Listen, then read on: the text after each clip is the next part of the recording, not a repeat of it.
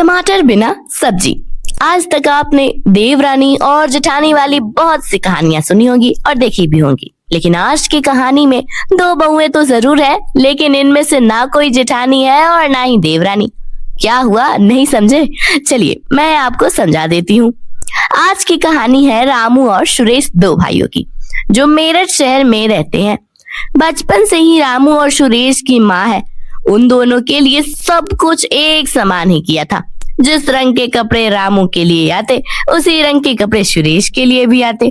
School से college तक लेकर दोनों भाई एक ही साथ, एक ही क्लास, एक ही बेंच पर बैठकर पढ़ते थे। इतना ही नहीं, दोनों जुड़वा भी बीमार भी साथ ही पढ़ते हुए, उन्हें भूख भी साथ ही लगती।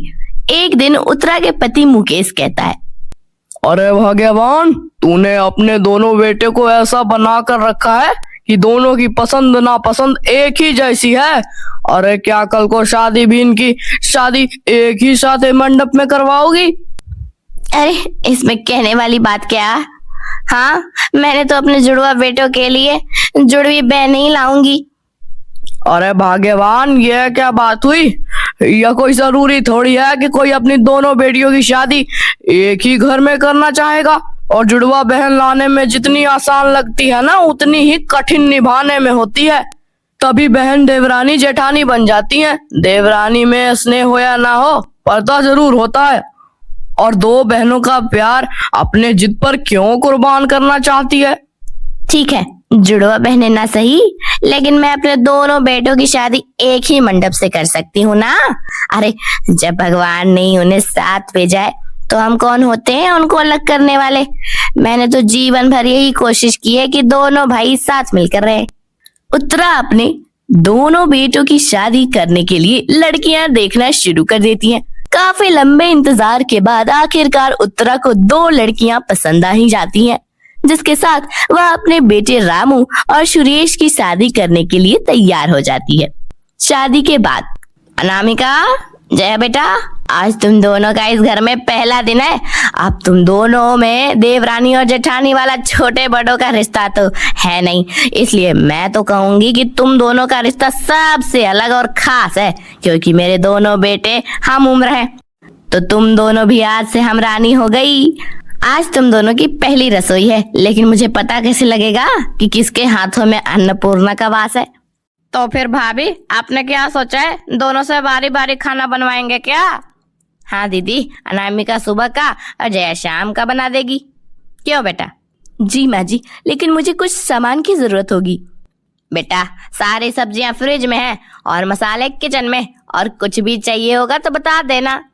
अनामिका मनोमन सोचती है, ऐसा करती हूँ, स्पेशल मटर पनीर बना देती हूँ और उसके साथ स्पेशल स्टफ टमाटर भी बना दूंगी। सबके सब उंगलियां चाटते रह जाएंगे। सबसे पहले मटर पनीर के लिए टमाटर उबाल कर रख देती हूँ। यह सोचकर अनामिका फ्रिज में टमाटर ढूंढने लगती है। अरे फ्रिज में तो एक भी टमाटर नहीं है। माँ जी ने तो कहा था कि फ्रिज में सारी सब्जियां रखी हुई हैं। जाके पूछ लेती हूँ। अनामिका के घर में पहला दिन था, इसलिए वह थोड़ा हिचकिचाते हुए सास के पास जाती है। माँ जी, टमाटर मुझे ढूंढते ही से मिल ही नहीं रहे, आप ढूंढ कर देंगी क्या? अरे बहू, टमाटर होंगे तभी मिलेगी ना। घर में कोई टमाटर नहीं है। अरे तो बिना टमाटर की सब्जी में ना तो रंग आएगा ना स्वाद, आप मंगवा दीजिए ना। देख बेटा, तेरे ससुर और मुझे पथरी की समस्या है, इसलिए मैं टमाटर लाना ही बंद कर दिया है। अरे ऐसे स्वाद का क्या फायदा जब सेहत ही ना रहे। पहले मैं लाती थी, सोचती थी हमारे अलावा बाकी लोग तो खा ही सकते हैं, लेकिन टमाटर देखकर मन में लालच पैदा हो जाता है और इसी चलते मैंने टमाटर लाना ही बंद कर दिए। अब ना तो टमाटर कोई लाएगा और ना उसे खाएगा। अरे ये क्या बात हुई? अब टमाटर ही नहीं लाऊंगी तो मैं खाना कैसे बनाऊंगी? अरे बहू, तू तो ऐसे कह रही है जैसे कि टमाटर के बिना खाना बनेगा ही नहीं। मैं इतने सालों से बिना टमाटर का खाना बनाती रही हूँ, हमारे खाने में तो ऐसी समस्या कभी कोई नहीं आई। अरे कोई नहीं फर्क पड़ता है, बस दिमाग का है। घर में लहसुन प्याज अदरक तो है ही। क्या प्याज लहसुन? आज तक मेरी मम्मी ने बिना प्याज लहसुन के खाना बनाया है, मैंने तो कभी हाथ तक नहीं लगाया। बाकी मैं ही नहीं बल्कि मेरे परिवार में सारे लोग लहसुन प्याज को छूते भी नहीं। बेटा फिर तो तेरे भगवान भी भला नहीं कर सकता, इसमें मैं तो कुछ नहीं कर सकती। अगर तुझे बनाना है तो बना, टमाटर के बिना ही बनाना होगा। सास के कहने के बाद अनामिका बुझे मन से किचन में जाती है और बिना लहसुन प्याज टमाटर के खाना बनाने लगती है। अनामिका बहुत कोशिश करती है कि खाना टेस्टी बन जाए, लेकिन उसका स्वाद नदारद ही रहता है।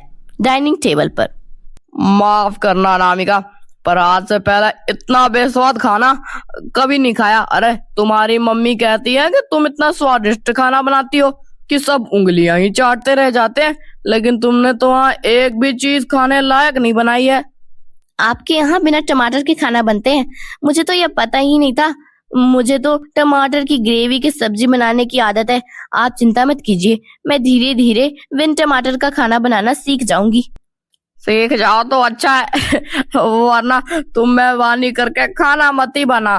पहली रसोई में अपने पति के मुंह से ऐसा सुनकर अनामिका को बहुत बुरा लगता है। बेटा ऐसे नहीं बोलते, अभी वो नए नए घर में आई है, मैं धीरे धीरे उसे सब सिखा दूंगी। अगर तू ऐसा बोलेगा तो उसका सारा कॉन्फिडेंस ही खत्म हो जाएगा। माँ तुम्हें तो पता है ना कि मैं फूडी हूँ और मुझे ऐसा खाना बिल्कुल नहीं पसंद। पानी की तरह ही है, अब पानी जैसा खिलाओगी तो उसकी तारीफ थोड़ी करूंगा। मेरी तो पहली रसोई का सत्यानाश हो गया। अब देखती हूँ ये जया कैसे खाना बनाएगी तो क्या बनाएगी मेरी तरह ब्लंडर करेगी और फिर सुनेगी। खैर मुझे क्या, जैसे मुझे ताना सुनने को मिला है, अगर वैसे जया को मिल जाए तो मजा ही आ जाएगा। शाम के समय जया किचन में जाती है और सबके लिए खाना पकाने लगती है। कुछ देर में जया टेबल पर खाना लगाती है। जैसे ही सुरेश अपने मुंह में एक बार रखता है, वैसे ही अरे ये हुई ना बात, आज तो मजा ही आ गया। सुरेश की बात सुनकर सभी लोग एक एक करके खाना टेस्ट करते हैं और जया की तारीफ करने लगते हैं। अरे ऐसे कैसे हो सकता है? बिना टमाटर के इसने अच्छा खाना बनाया तो बनाया कैसे? अब तो यह सबकी नजर में ऊपर चढ़ जाएगी। देखो जया, भाभी ने कितना स्वादिष्ट खाना बनाया है। तुम भी उनके साथ रहकर कुकिंग सीख लो, कम से कम हम लोग टॉर्चर होने से तो बच जाएंगे। खाने में तो पता नहीं चल रहा है कि इसमें टमाटर नहीं है। रंग रूप सब परफेक्ट है। इस राज का पता तो लगाना ही पड़ेगा। आखिर कहीं ऐसा तो नहीं कि इसने सबकी नजर में अच्छे बनने के लिए टमाटर डालकर सब्जी बनाई हो और भोले बनने के लिए नाटक कर रही हो। अगले कुछ दिनों में यही सिलसिला दोहराते जाते हैं।